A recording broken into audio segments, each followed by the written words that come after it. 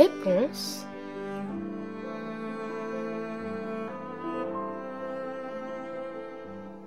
Jacob et Wilhelm Grimm.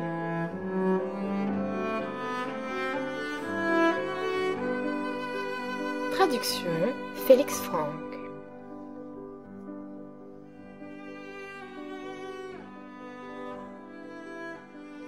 Il était une fois un mari et son épouse qui souhaitaient depuis longtemps avoir un enfant. Un jour enfin, la femme caressa l'espoir que le bon Dieu exaucerait ses vœux. Ces gens avaient à l'arrière de leur maison une petite fenêtre dans laquelle ils pouvaient apercevoir un splendide jardin où poussaient les plus belles fleurs et les meilleures simples. Mais il était entouré d'un haut mur, et personne ne s'y risquait car il appartenait à une puissante magicienne que tous craignaient. Un jour, la femme se tenait devant la fenêtre et regardait dans le jardin.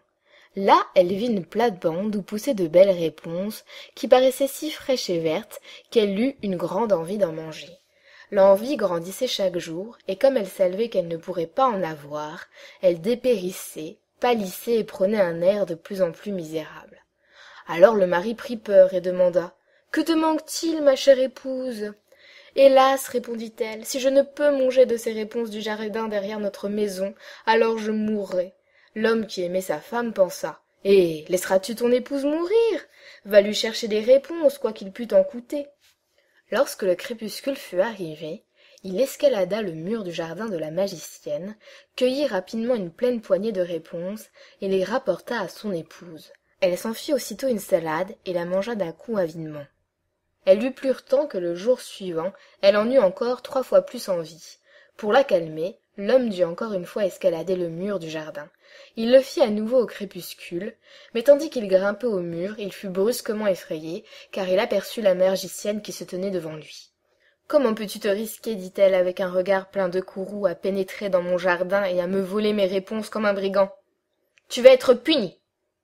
« Hélas, répondit-il, faites-moi grâce et justice, je ne l'ai fait que par nécessité. Mon épouse a vu vos réponses depuis notre fenêtre, et elle en conçut une telle envie qu'elle serait morte si elle n'avait pas pu en manger. » La magicienne laissa alors tomber son courroux et lui dit « Prends-en autant que tu voudras, j'y mets seulement une condition. Tu dois me donner l'enfant que ta femme mettra au monde. Il sera bien traité et je m'en occuperai comme une mère. » L'homme par peur acquiesça à tout, et lorsqu'après quelques semaines sa femme accoucha, apparut immédiatement la magicienne, qui donna le nom de Réponse à l'enfant et l'emmena avec elle. Réponse devint la plus belle enfant qui soit. Lorsqu'elle eut 12 ans, la magicienne l'enferma dans une tour qui se dressait dans une forêt et qui ne possédait ni escalier ni porte. Seule tout en haut s'ouvrait une petite fenêtre.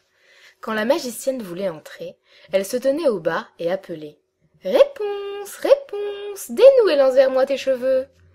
Réponse avait de longs et splendides cheveux fins effilés comme de l'or. Lorsque la voix de la magicienne lui parvenait, elle dénouait ses nattes, les passait autour d'un crochet de la fenêtre et les laissait tomber 20 pieds plus bas. Ainsi, grâce à ceci, la magicienne pouvait grimper dans la tour. Une paire d'années passa lorsque le fils du roi, qui chevauchait par ses bois, vint à passer près de la tour. Il entendit un chant qui était si doux qu'il s'arrêta et écouta. C'était Réponse, qui dans sa solitude passait le temps en chantant et faisait résonner sa douce voix. Le fils du roi voulut monter auprès d'elle et chercha une porte, mais il n'en trouva aucune. Il s'en retourna alors chez lui, mais le chant l'avait tellement ému que chaque jour il partait pour les bois pour l'écouter. Une fois alors qu'il se tenait sous un arbre, il vit la magicienne venir et il l'entendit appeler « Réponse, Réponse, dénoue et lance vers moi tes cheveux !» Alors Réponse laissait tomber ses tresses, et la magicienne grimpait à elle. « Est-ce l'échelle par laquelle on y parvient? Alors je veux aussi une fois tenter ma chance. » Et le jour suivant, tandis que le crépuscule pointait, s'en alla-t-il vers la tour et appela « Réponse, Réponse, dénoue et lance vers moi tes cheveux !» Aussitôt la chevelure chut, et le prince escalada la tour. Au début, Réponse fut horriblement effrayée qu'un homme vînt jusqu'à elle, alors qu'elle n'en avait jamais vu un de ses yeux. Aussi le prince commença à lui parler amicalement, et lui raconta que son cœur avait été si profondément ému par son chant, qu'il ne l'avait plus laissée en paix, et que lui-même se devait de la rencontrer. Réponse se sentit rassurée, et tandis que le prince lui demandait si elle souhaitait l'avoir pour époux, elle vit qu'il était jeune et beau, elle pensa alors « Il préfère m'avoir plutôt que la vieille Gothelle, et lui dit oui, et mit sa main dans la sienne. Elle prononça ces mots. « Je veux bien venir avec toi, mais j'ignore comment descendre. Lorsque tu viendras, apporte un écheveau de soie dont je ferai une échelle, et lorsqu'elle sera prête, je descendrai pour que tu m'emportes sur ton cheval. » Ils convinrent qu'il viendrait à elle tous les soirs, car le jour venait la vieille. La magicienne n'en remarqua rien, jusqu'à ce qu'un jour Réponse lui parla. « Dites-moi, madame Gothel, comment se peut-il que vous soyez plus lourde à soulever que le jeune prince qui en un instant est auprès de moi ?»« Hélas, enfant impie !» s'exclama la magicienne. « Que dois-je écouter ? Je pensais t'avoir mise à l'écart du monde et tu m'as trahie ?»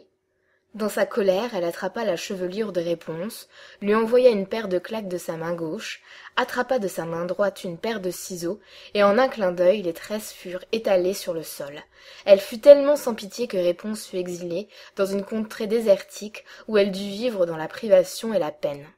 Le jour même où Réponse fut bannie, la magicienne accrocha les tresses à la fenêtre, et lorsque le prince arriva et appela « Réponse, Réponse, dénoue et lance vers moi tes cheveux !» Elle laissa choir les cheveux, le prince monta mais ne trouva pas sa chère Réponse, mais la magicienne qui lui jeta un regard méchant et empoisonné. « Ah ah !» ricana-t-elle, « tu viens chercher ta bien-aimée, mais le bel oiseau n'est plus au nid et ne chante plus. Le chat l'a emporté, il va de plus t'arracher les yeux. Réponse est perdue pour toi, tu ne la reverras plus jamais !» Le prince sentit la douleur l'envahir et de désespoir bondit par la fenêtre. Il survécut, mais les épines du bosquet dans lequel il tomba lui crevèrent les yeux. Il erra aveugle dans la forêt, ne mangea que racines et baies, et il ne fut plus que pleurs et peines de la perte de sa chère promise. Il se traîna ainsi quelques années misérablement, et atteignit finalement la contrée déserte, où Réponse survivait péniblement avec les jumeaux qu'elle avait mis au monde, un garçon et une fille. Il entendit une voix qui lui sembla familière. Il s'approcha et Réponse le reconnut. Elle se pendit à son cou et se mit à pleurer. 2 de ses larmes tombèrent dans ses yeux, et il recouvra ainsi la vue qu'il avait perdue. Il l'emmena dans son royaume, où il fut accueilli avec joie. Ils y vécurent longtemps heureux et sereins.